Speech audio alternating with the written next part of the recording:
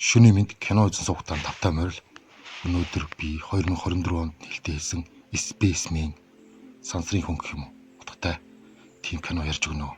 Сансрын хөлөг дээр нэгэн ир хязгааргүй удам сансарт асар том аазтай таардаг. Тэр нь түүний насан туршийг нь хань болох тухай өгүүлнэ. Аазнаас айдаг хүн байх юм бол бити үзээрэй. За ингээд кинондан орцгоо.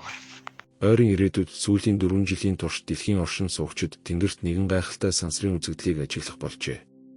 Дэлхийн өнцөг булан бүрээс ирсэн одон орон судлаачид болон эрдэмтэд Чопра хэмээх Ер бусын нийл ягаан өнгийн мананцрын нууцыг тайлахыг маш их хүсэж байлаа.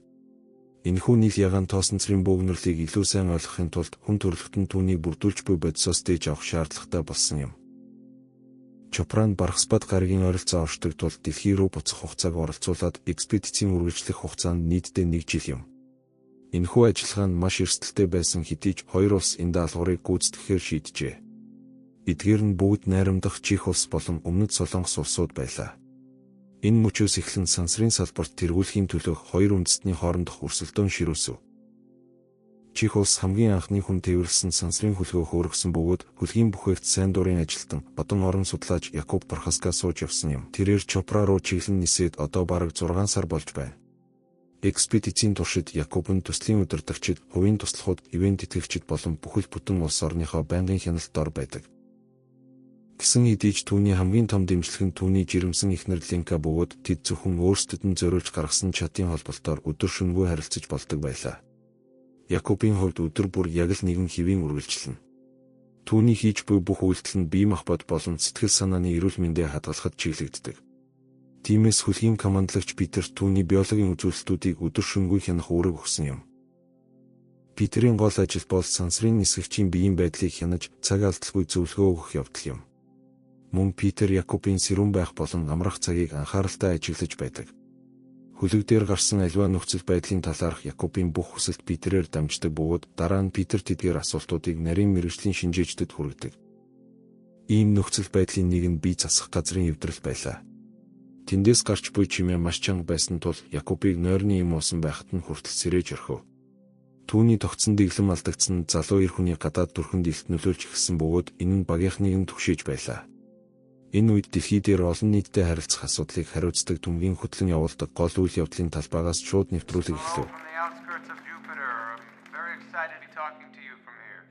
Бархспад гаригийн зах хязгаараас та бүхэнд мэдчилж байна. Эндээс та бүхэнтэй ярьж байгаадаа маш их баяртай байна.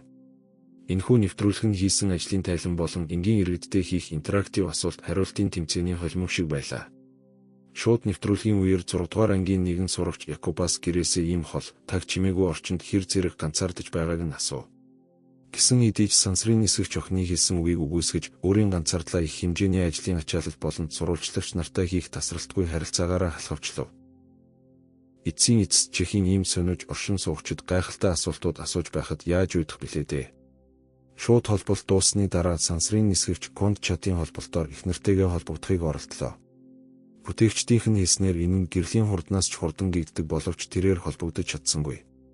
Ленка хариу өгөхгүй байх зур Якуб хөлгийн системийн өдөр тутмын шалгалтаа хийж мэдээлэлээ тэмдэглэж авлаа. Дараа нь тэрээр дасгал хийж хоол идэж унтаад дахиад л их нартайгаа холбогдохыг оролдов. Энэ мөчид чатын холболтод ямар нэг зүйл буруу болж шугамын нөгөө үзүүрээс танихгүй эрэгтэй хүн хариулж тусламж хэрэгтэй юу гэж асуув. Хаалттай шугам руу хакердсан байна гэж бодсон Якуб Питерээс цугийн ажиллагааг шалгахыг хүсв. Энэ хооронд төслийн куратор Ленкагийн Якуб руу илгээсэн видео мессежийг замаас нь барьж авчээ. Тэрхүү бичлэгт Ленка нөхрийнхөө хайхрамжгүй байдал болон хол байгааг нь тэсэж чадахгүй байгаа тул салахаар шийдсэн тухайгаа хэлдэг. Төвөөс эрүүл ухаанаар тунгааж үзээд энэ зурвасыг хөлөг рүү илгээхийг хориглов. Учир нь энэ нь сансрын нисгэгчийн сэтгэл зүйн байдлыг алдагдуулж бүх үйл ажиллагааг аюулд оруулж болцсохгүй байлаа. Якуб Пархаскагийн баг түнд энэ таагүй мэдээг нуухаар шийдэж, эхнэр чинь ээжиндээ хэд хоногоор явсан гэж хэлв. Энэ хугацаанд тэд залуу эмэгтэйг олж бодлыг нь өөрчлөхөөр төлөвлөж байлаа. Сүүлийн үед Ян хусныг сансрын хөлөг дээр бие засах газрын системээс эхлээд хяналтын камер хүртэл бүх зүйл байн эвдрэх болжээ. Тиймээс Якуб хог хаягдлын системийг засах зөвшөөрөл хүсгэд ивент тэтгэгчид түүний төр зуурын таагүй байдлаас илүү камерыг засах нь чухал гэж үзэн зөвшөөрөл өгсөнгүй. Дахиад 1:50 бус шөнө Якубыг эрт сэрэхэд хүргэв. Толинд хартал зүүн нүднийх нь зохины доороос хачирх жаргалтай модны мөчир шиг зүйл цохож байхыг анзаарав. Түүнийг авах гэж оролдох үед мөчир хурдан алга болсон ч алцтай төстэй нэгэн зүйл арьсан доогуур нь шанаа руу гүйж оров. Шавж маш хурдан хөдөлж байсан тул сансрын нисгэгч түүнийг хамраараа эсвэл хоолоогоороо татаж гаргах уу гэдгээ ч мэдсэнгүй. Энэхүү аимшигт зүйлийг мэдэрсний дараа тэрээр хүйтэн хүссэн цувсаар сэрж энэ бүхэн зүгээр л зүүд байсныг ухаарав. Дараа нь ямар нэгэн чимээ сонссон Якоб унтлахын ууднаасаа гарч хөлөг дээрх нөхцөл байдлыг шалгахаар явв. Хоолны тасалгааны бүх шүүгэнүүд нээлттэй байх бөгөөд хэн нэгэн зориуд гаргаад хайчихсан мэд зарим зүйлс агаарт хөвж байхыг тэр харлаа. Якоб бүх зүйлийг байранд нь буцааж тавьж байтал бие засах газраас гарч буй ядаргаатай эсгэрэх чимээ түүний анхаарлыг дахин сарниулав. Тэрээр асуудлыг түр зуур засахаар тийшээ зөвлөсөн боловч хаалгыг нээх үед хүний хагастайтай асар том алз дуу чимээ гаргаад байгаа хоолойноос зуурчсан байхыг олж харлаа. Якоб тэр даруй тасалгааг хааж Петрээс хөлөг дээр нууц камер байгаа эсхийг асуудал. Камер хамгийн түрүүнд эвдэрсэн зүйлсийн нэг байсныг мэдээд маш их сэтгэлээр унлаа. Нөгөө хамтан сансрын нисгэгчийг тайвшруулахын тулд ярьж эхэлсэн ч Якоб түүнийг сонсхийг ч хүссэнгүй. Тэрээр өөр тасалгаа руу орж агаарын хаалтыг төвччихв. Тэгээд шууд Петертэй холбогдож хөлөг дээрх зарим үзүүлэлтүүд санаа зовоож байна гэсэн шалтгаанаар хөлгийг бүхэлд нь ариутгах зөвшөөрөл хүслээ. Петр хөлгөөс ирж буй мэдээллүүд хэвэн байхад яагаад ийм зүйл хийх шаардлагатай байгааг ойлгосонгүй. Гэсэн хэдий ч илт айд сандарсан сансрын нисгэгчийн айдсыг намжаахын тулд зөвшөөрөл өгөв. Гэхдээ ариутгалын протоколыг эхлүүлэхийн өмнө Петр командлагчаас ивент итгэгчийн урайг уншихыг хүслээ. Минутын дараа Якоб хөлгийн бүх тасалгааг дүүргэж буй улаан өнгөтэй утаанд аалз орогдож байгааг цонхоор ажиглан зогсов. Энэ үед тэрээр өөртөө хий үзэгдэл харагдаад байна уу гэж эргэлзэж эхэлсэн бөгөөд Петр түнд эмчтэй ярилцахыг санал болгосон ч Прохаска татгалзлаа. Сансрын хөлөг дотор скафандргүй байж болохоор аюулгүй болох үед сансрын нисгэгч гадагш гарахаар шийдэв. Одоо тэрээр асар том шавжийг хараад зогсохгүй, түүнийг өөрийнх нь ойлгодог хэлээр ярьж байгааг сонслоо. Чи санаа зовох хэрэггүй ээ. Би дэлхийн цэвэрлэгээний бодистой таарад ямар ч өвдөлт мэдрээгүй. Якоб нөгөө амьтныг бодиттой эсхийг мэдхийн тулд гараа сунгатал, аалц тэдний овог аймагт ийм харилцаа байдаггүй хэмээн тайлбарлаж, түүнээс хүрэхгүй байхыг хүслээ. Харь гаргийн амьтан Якобыг идэхгүй, хорлохгүй тул скафандр өмсөх хэрэггүй гэж тайвшруулав. Тэрээр өөрийгөө бас их Якоб шиг сансрын аялагч бөгөөд нэгэн цагт аялалд гарахаас өөр аргагүй болсон гэдгийг хэлв. Тэр хүний энергийг мэдэрч дэлхийн тойрог замд удаан хугацаанд хөвж явахдаа хүн төрөлхтний мөн чанарыг гүйцэд ойлголгүйгээр хэл болон соёлыг нь судалсан байна. Дараа нь түүнд Чехийн сансрын нисгэгчийн хөлөгт суух боломж гарсан бөгөөд ердөө 2 хоногоос илүү саадахгүй гэж төлөвлөж байжээ. Гэвч Якоб Прохаскагийн сэтгэлийн дотоод тэмцэл маш хүчтэй байсан тул аалц түүнд асуудлаа шийдвэрлэхэд нь туслахаар илүү удаан үлдэхээр шийдсэн байна. Энэ түүхийг сонсоод Якоб энэ бүхэн удаан хугацааны тусгаарлалт болон ядаргаанаас болсон хий үзэгдэл байх гэж бодов. Тиймээс унтах нь цорын ганц шийдэл гэж дүгнэлээ. Тэрээр аалцны хажуугаар өнгөрч унтлахын тасалгаандаа ороод өөрийгөө төвжиж хідэн тусал нойрны юм уу.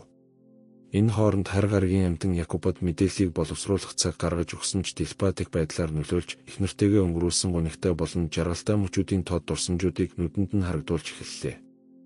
Якоб яагаад ийм дурсамжуудыг сэргээгээд байгааг асуудал, аалц зүгээр л нурхын ирмэг дээр байгаа гэр бүлийн харилцааг нь сэргээхэд туслахыг хүссэн гэдгийг хэлв. Энэ хооронд Линка ээжиндээ очиж ирээдүйн төлөвлөгөөгөө хуваалцлаа. Тэрээр ойн дундах нэгэн тусгай газар руу нүүхээр төлөвлөж байв. Энэ нь нөхөргүй жирэмсэн эмэгтэйчүүдэд зориулсан бие дэмжиж ойлгодог орчинд бэрхшээлийг даван туулахад нь тусалдаг газар ажээ. Зида охиныхын шийдвэрт нэг их дуртай байсангүй. Гэхдээ дэмжихээс өөр хийж чадах зүйл түүнд байсангүй. Якоб Прохаска хүн төрөлхтний талаар илүү их зүйлийг мэдхийг хүсэж буй зүтгэлтэй хамтрагчаасаа нуугдахыг хичээв. Нөхцөл байдлын утгагүй байдлаас сатаарахын тулд хатуу ундаа усан ч тэрээр аалцтай дахиад л таарлаа. Харь гаргийн амьтан хүмүүс яагаад шууны өндгийг ийм өндөр үнэлтгийг ойлгохын тулд өндөг идэж үзхийг хүсв. Гэвч ийм хоолыг тээвэрлэхэд хэцүү тул хөлөг дээр өндөг байсангүй. Үүний оронд Прохаска зочиндоо хүмүүс маш их гунигтай байхдаа иддэг самарны нухштай талах өгөв. Аалцанд энэ чихэрлэг амт маш их таалагдсан бөгөөд энэ нь түнд төрлөх гаргийнхан тансаг идэ болох чулуун агуулдан крем шиг амтыг санагдуулжээ. Тэрээр үүнийг дахиж хизээч идэж чадахгүй байх. Аалцны төрлөх гараг болох халат руу град бууд довтолж бүх хүн амийг нь халдварлуулсан тул тэрээр тайвшрал хайж сансрын хар нүхнүүдээр дамжин явхаас өөр аргагүй болсон байна. Хөлгийн ажилтнууд Якобод эхнэрийнх нь чад холболтод төр зуурын асуудал гарсан, удахгүй засгаа амлаж байна гэж мэдэгдэв. Якобын дурсамжид дүн шинжилгээ хийсэн Аалз эрэгтэй хүн яагаад хайртай эмэгтэйгээ өөрөөс нь холдох үед түүнд тэмүүлээд байгааг ойлгосонгүй. Линкатай хийсэн түүний зөрчилдөөнүүд Аалзанд депресс, сэтгэл готролц шиг хачин мэдрэмж төрүүлсэн бөгөөд үүнийг зөвхөн самарны нухшаарлт зөөлрүүлж болно гэж тэр итгэж байлаа. Якоб хамтрагчаасаа нэрийг нь асуудал Аалзанд нэр байхгүй болж таарав. Тиймээс Аалз Якобыг өөрт нь нэр өгөхийг санал болгов. Командлагч түүнийг одон орны цаг бүтээсэн Чехийн алдарт цагны мастер Ханшийн нэрээр нэрлэлээ. Энэ хүний тухай аав нь түүнд багад нь ярьж өгдөг байжээ. Харь гаригийн амьтан энэ нэрийг зөвшөөрөв. Ханшийн нэрлэлтгээр турханхай хүн өөрнийг дурсамжид автсан Аалз Якоб Линка хоёрын дундах бүх хайр хаашаа алга болсныг сонирхож байлаа. Ханш Якобыг үргэлж сансрын нисгэгч болохыг хүсдэг байсан эсхийг, мөн түүний энэ их хүсэл ирмэлцлэнд нэгэн цагт дүрлцэж байсан хайрыг нь унтраасан эсхийг мэдхийг хүсв. Якобын аавын үхэл түүнийг илүү агуу зүйлд тэмүүлэхэд хүргэсэн бөгөөд эс бөгөөс тэрээр гахаачин хിവэрээ үлдэх тавилантай байснаа удалгүй Аалз мэдэж авлаа. Дараа нь таагүй зүүд Якобын амралтыг тасалтуулж тэрээр өнөөх шуугантай хоолой руу буцаж очив. Хаалгыг нийтл Ханш өнөөх чимээтэй хоолойг яг л зөөлөн тоглоом шиг хайрлан тэрвэрчгсэн байхыг харлаа. Хүний хүнд дурсамжуудыг тунгаасны дараа энэ нь түүнд тайвшруулах нөлөө үзүүлж байв. Шин найзаа хүндэтгэн Якоб Ханшийг тайвшруулахын тулд энэ тасалгааны хязгаарлалтыг цуцлалаа. Якобыг дасгал хийж байх зур Ханш түүнийг үргэлжлүүлэн судалсаар байв. Якобын аав хэдийгээр маш сайн хүн байсан ч түүхийн буруу тал зогссныхоо төлөө алагдсныг тэр олж мэдэв. Энэхүүгээр цохирлын гашууныг үл харгалзан Ханш Якобод үхсдийн тухай биш, амьд байгаа хүмүүсийн тухай илүү их бодохыг зөвлөж, одоо түүний эцэг болох ээлж ирснийг сануулв. Якобын эхнэр Линка дээр түм ирж нөхрөө орхихгүй байхыг хүсэж, Якобыг хайранд дахин итгэхэд нь туслахыг санал болгов. Гэвч Линка салахаар шийдсэн шийдвэрээ хойшлуулахаас эрс татгалзлаа. Түмэн түнд Прохаскаг ийм хэцүү үед нь битгий орхиож гэж зөвлөж, тэдний харилцааны утга учир нь хамтдаа нүүр тулж буй таг чимээгүй байдал, айдас ганцаардалд оршдог гэдгийг онцлон хэлв. Якоб Чопра мананцрын хэсгүүдийг цуглуулах эцсийн даалгавраа хийхээр бэлтгэж байна. Тэр Питер хоёр эцсийн бэлтгэлээ базаав. 45 цагийн дараа Якоб мананцарт орох ёстой тул сайн амрах хэрэгтэй байлаа. Гэтэл гинэт хүлэг дээр Линкатай хийх видео дуудлага эхлэв. Тэрээр Якобын өнгөрсөн үеийн тухай, тэр дундаа нууранд живж шахсан үеийнхэн талаар мэдхийг хүслээ. Энэ мөчид мананцраас нэгэн гэрэлтсэн бөөм хөлөгт орж ирэхэд Якоб түүнийг барьж аваад жигнэмгийн хайрцагт хийхийг оролдов. Гэвч гэрэлтсэн бөөм савны ханыг амархан нэвтэрч гарч байсан нь ажлыг нилээд хүндрүүлв. Хөлөг онгоц зөрсөн газартаа буюу Ханшийн нэрлэж буугаар анхны эхлэлд ойртох тусам хөлгийн нөхцөл байдал улам модлаа. Бие засах газрын хэсэг бүрмсэн эвдэрч дэлхийдээ холбогдох холбоо тасрав. Энэ нь Якобын амьдралд тохиолдож буй хамгийн муу зүйл биш гэдгийг Ханш түүнд санууллаа. Сансрын нисгэгч өөрийн хараахан төрөөгүй байгаа хүүхдтэй илүү санаа зовох ёстой байв. Ханш Линка анхны хүүхдээ алдаж байх үед Якоб агуу нислэгийнхээ бэлтгэлд хамаг анхаарлаа хандуулад эхнэртээ ямар ч дэмжлэг бололгүй ганцаархан нь орхиж байсан дүр зургийг түүнд дамжуулан харууллаа. Одоо Линка дахиад л түүний хүүхдийг тээж байгаа бөгөөд Якоб одоо ч түүний дэргэд алах. Цаг хугацаа өнгөрөхөд Линка жирэмснийхээ сүүлчийн саруудыг өнгөрүүлж охиноо төрүүлэх газартаа ирлээ. Якоб яагаад одоо хүртэл зөвхөн өөрийнхөө агуу нээлтэд анхаарлаа хандуулад байгааг Ханш огт ойлгохгүй байв. Харь гаригийн амьтан Якобыг яагаад эхнэртээ өгсөн бүх амлалтаа зөрчиж түүний өө гашууг хуваалцахгүй байгааг нь гайхна. Чатын холболтыг хакердаж багийнхантайгаа харилцаа тогтоосны дараа Якоб дахиад л өнгөрсөн үеийн дурсамжинд автлаа. Үүний төлөө ямар үн төлөх тухай чи бодож байсан уу? Ханш хангалттай зүйл харж дүгнэлт хийснийхээ дараа Якобод түүний ганцаардал сэтгэл готрлын шалтгаан нь ердөө тэр өөрөө юм гэдгийг хэлв. Зөвхөн өөрт нь хэрэгтэй үед л гарч ирдэг хүнтэй ямар ч холбоо тогтоох боломжгүй гэдгийг Ханш тайлбарлалаа. Үүнийг хэлээд харь гаригийн амьтан турханхай хүнд амжилт хүсэж явахаар бэлтгэв. Якоб түүнийг зогсоохын тулд хүрэх гэж оролдоход Ханш нисгэгчийг хананд хүчтэй шахаж бид хүрэхгүй байх дүрмийг сануулад Якоб өөртөө зориулж арай өөр төрлийн агуу нээлт хийх хэрэгтэй гэв. Якоб цугцсан найзаа буюу хөлөг дээрх цорын ганц хамтрагчаа хайж түүнийг буцааж авчрахын тулд юу ч хийхэд бэлэн гэдгээ амлалаа. Ханшийг олж чадаагүй Якоб дахиад лууж эхэлсэн бөгөөд хайр технэртэйгээ өнгөрүүлсэн сүүлчийн мөчүүдийн дурсамжинд дарагдав. Түүний хөрөг рүү хараад алдсан цаг хугацаанд харамсаж анх удаа чин сэтгэлээсээ уйллаа. Якоб холбоо тасарсанд маш их санаа зовж байсан Питертэй холбогдов. Якоб даалгавар төлөвлөгөөний дагуу үргэлжилж байгааг түнд итгүүлээд эхнэрийнх нь биеийн байдлыг шалгаж түүнтэй ярих боломж олгохыг Питерээс яарвчлан хүслээ. Эмнэлгийн ажилтнууд Линка Прохаскаг дуудахад тэрээр маш их айсан ч Питер нөхөр нь амьд зүгээр байгааг хийж тайвшруулав. Даалгаврыг амжилттай дуусгахын тулд нөхрийнхөө үгийг сонсохыг түүнээс хүслээ. Якоб Линкад сэтгэлээ нээж түүний удаан хугацаанд сонсохыг хүссэн тэр л үгсийг хэлв. Хоосон мөрөөдлийн хойноос хөөцөлдөж амьдралынх нь жинхэнэ бөгөөд цорын ганц үнцнийг үл тоомсорлож байсандаа уучлал гуйлаа. Түүнд яаж хандаж байсандаа чин сэтгэлээсээ хүлцэл өчөөд Линкагаас нэг ч үг сонслогүйгээр дуудлагыг дуусгав. Командлагч ханшийг дахин ирснийг мэдэрлээ. Якоб сэтгэлээ нээж зовлон шаналлаасаа ангижирч байгааг мэдэрсэн даруйда харь гаргийн амтан эргэж ирсэн юм. Ханшийн хүн дээр амьсгалах нь сансрын нисгэгчийг айлгсан бөгөөд ханшийн гараг руу довтсон градууд бүх оршин суугчдыг устгаад зогсохгүй ханшигч бас халдварлуусныг тэр мэдэж авлаа. Түүний үхлийг төрч болов хойшлуулж байсан зүйл нь Якобын аалснаас салахын тулд цацсан ариутгалын бодис байжээ. Якоб цорын ганц найзаа тэрвэрч ханшч үүнийг зөвшөөрөв. Харь гаргийн амтан Якобод анхны эхлэл рүү хамтдаа орж бодтой холбоотой хувь заяагаа хуваалцгаа амлаа. Шийдвэрлэх цаг ирэхэд ханш турханхай хүмийг агуу даалгавраа гүйцэтгэхэд нь зориулж сэрээв. Протоколын дагуу Якоб багаараа дамжуулан шууд нэвтрүүлэгт холбогдлоо. Түм ийм эцэгтэй мөчид цаг гаргасанд нь ахмадад талархаад чих улс 4 жилийн турш хүмүүсийн сонирхлыг татсан ер бусын үзэгдлийг судлахаар ян хусныг хөлгөөр нийт ягаан үүлэн дэрт хүрсэн анхны улс босныг албан ёсоор зарлав. Якоб Прохаска Чехийн ард түмэн ивент итгэгчид болон ялангуяа хайр технэртэй талархал илэрхийлээд түүний хайр сансрын орон зайвч даван туулдаг гэдгийг хэлв. Якоб гидравликийг идэвхжүүлж ногоон гэрлийг асааж хурдаа тэг болгоод даалгавраа эхлэхэд бэлэн болов.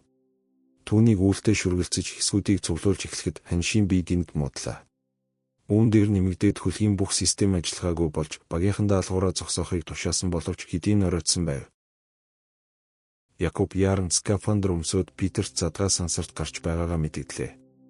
Тэрээр агарын хаалтыг түгжиж ариутгагч бөмбөгийг дэлбэлэн түүний түлхэлтийг ашигланд найз руугаа тэмүүлв. Ханш дээр очиод хоёр найз нийл ягаан үүлэн дунд одод төгсөн хязгааргүй ангал дунд бие дэврэн хөвж явлаа. Якоб залуу байхдаа живэх шахсан аимшигт түүхээ хуваалцахаар шийдэв. Усан дээрх нарны гэрлийг хараад живэх гэж байгаагаа ойлгож түүний үхэл оддын хөдөлгөөнийг зогсоохгүй гэдгийг ухаарч байсан тэр мэдрэмж одоо ч төрж байгааг тэр дурслаа. Тэр үед аав нь түүнийг аварч чадсан бөгөөд яг энэ мөчид Якоб аавынхаа болон өөрийнхөө нүглийг уучлж энэ газар төгсгөл ирэхэд тийм ч муу газар биш гэдгийг хүлээн зөвшөөрөв. Эдгээр үгс ханшийг маш их хөдөлгсөн ч энэ нь Якобын төгсгөл биш гэдгийг тэр итгүүлв. Ханш сансрын нисгэгчийг дагуулan анхны эхлэл энэ дотоод бүтцийг харууллаа. Гэрэлтсэн импульсүүд нь хүн төрөлхтний түүхийн бүх мөчүүдийн чичиргээг илчилж байв. Энэ бол бүх зүйлийн эхлэл болон төгсгөлийг нэгэн зэрэг илэрхийлсэн газар байлаа.